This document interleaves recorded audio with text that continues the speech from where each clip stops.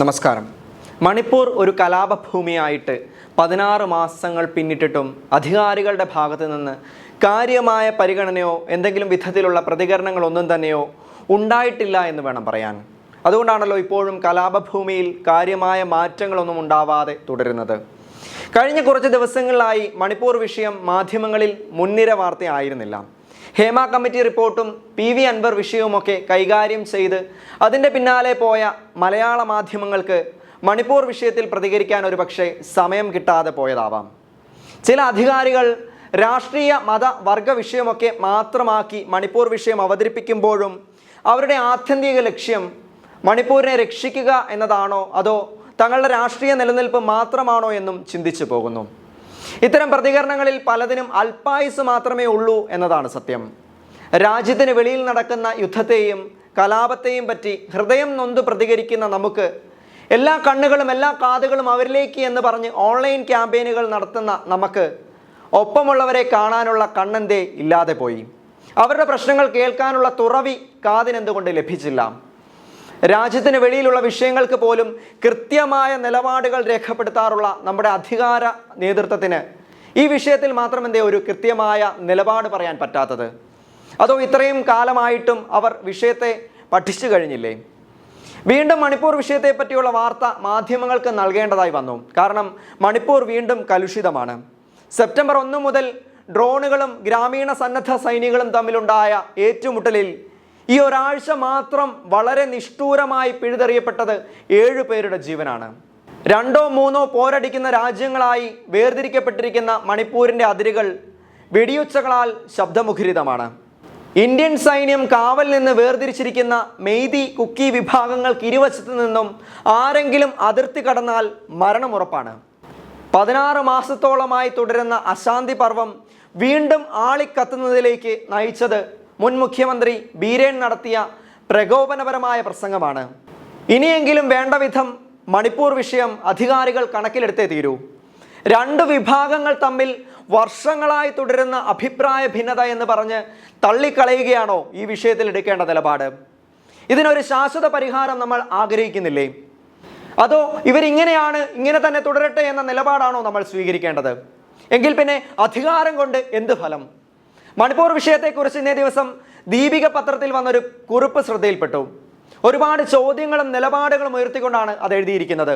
അതിനവർ നൽകിയിരിക്കുന്ന തലക്കെട്ടിൽ പോലും ഉയർന്നിരിക്കുന്നത് 2 വിപ്ലവകരമായ ചോദ്യങ്ങളാണ്.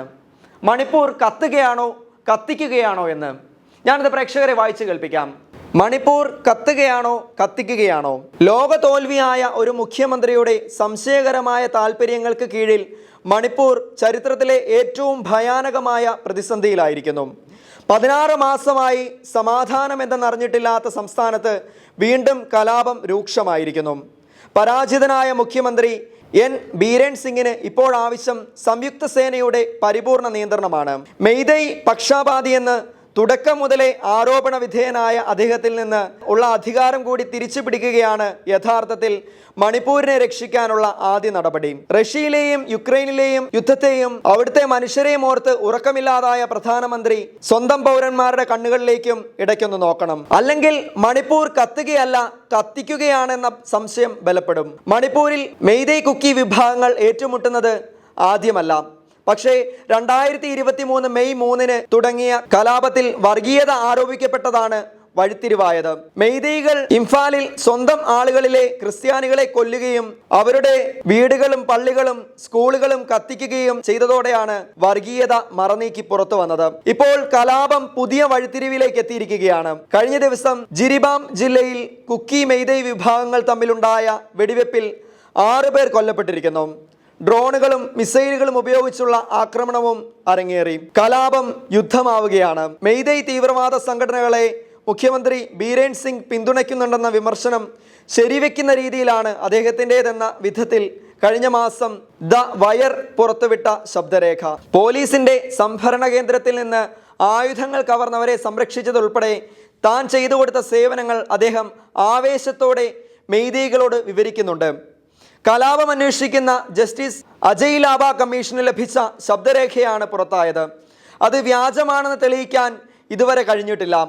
പല കാരണങ്ങളാലും പക്ഷാപാതിയെന്ന് കുപ്രസിദ്ധിയുള്ള ഈ മുഖ്യമന്ത്രിയാണ് സംയുക്ത സേനയുടെ നിയന്ത്രണം കൂടി തന്നെ ഏൽപ്പിച്ചേക്കാൻ ഗവർണറോടും കേന്ദ്രത്തോടും ആവശ്യപ്പെട്ടിരിക്കുന്നത്. ഡ്രോണുകൾ ഉപയോഗിച്ചത് കുക്കികളായതിനാൽ സംയുക്ത സേനയുടെ നിയന്ത്രണം മുഖ്യമന്ത്രിക്ക് കൊടുക്കണമെന്നാണ് മെയ്തേയ് വിദ്യാർത്ഥികളും ആവശ്യപ്പെടുന്നത്.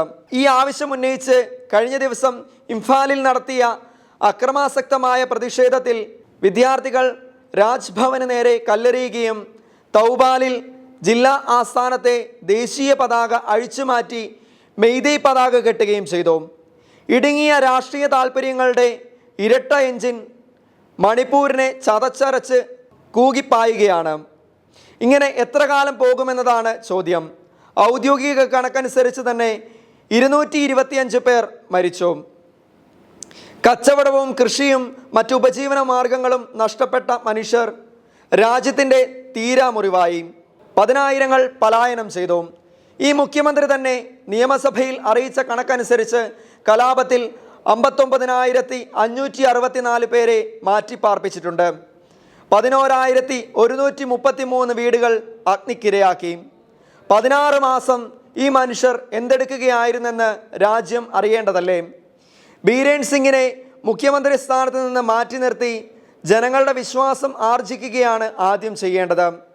കലാപം അവസാനിപ്പിച്ചില്ലെന്നത് മാത്രമല്ല, അതിനായി നടത്താതെ പോയ പരിശ്രമങ്ങളും കേന്ദ്ര സംസ്ഥാന സർക്കാരുകളെ സംശയത്തിന് നിഴലിലാക്കി. ആഭ്യന്തരമന്ത്രി അമിത്ഷാ ഒരിക്കൽ മണിപ്പൂർ സന്ദർശിച്ചതും ചില യോഗങ്ങൾ വിളിച്ചു ചേർത്തതുമല്ലാതെ ഫലത്തിൽ ഒന്നുമില്ല. പ്രശ്നപരിഹാരത്തിന് പാർലമെന്റിൽ ഗൗരവത്തോടെയും ആത്മാർത്ഥതയോടെയും ചർച്ചയുണ്ടാകണം.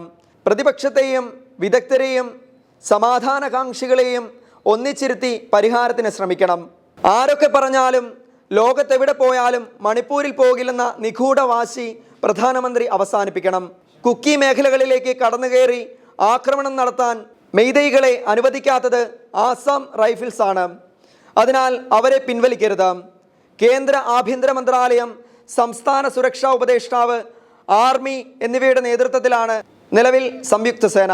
അതിൻ്റെ നിയന്ത്രണം സംശയനിഴലിലുള്ള മുഖ്യമന്ത്രിക്ക് കൈമാറരുത്. മെയ്തേയ്കളും കുക്കികളും തമ്മിൽ ഇത്തവണയും വംശീയ കലാപമാണെന്ന സംഘപരിവാർ ഭാഷ്യത്തിൻ്റെ ചെമ്പ് തെളിഞ്ഞു കഴിഞ്ഞു. യാഥാർത്ഥ്യത്തിന് നേരെ മുഖം ധരിക്കാത്ത പരിഹാരങ്ങളാണ് ഇനി ആവശ്യം. ബീരേൻ സിംഗ് എന്ന മുഖ്യമന്ത്രിയും മണിപ്പൂരിലെ അധികാരവും വർഗീയ താല്പര്യങ്ങളുമല്ല രാജ്യത്തിന് ആവശ്യം. മണിപ്പൂരും അവിടുത്തെ മനുഷ്യരുമാണ്. ഇങ്ങനെ പോകുന്നു ആ പത്രക്കുറിപ്പ്.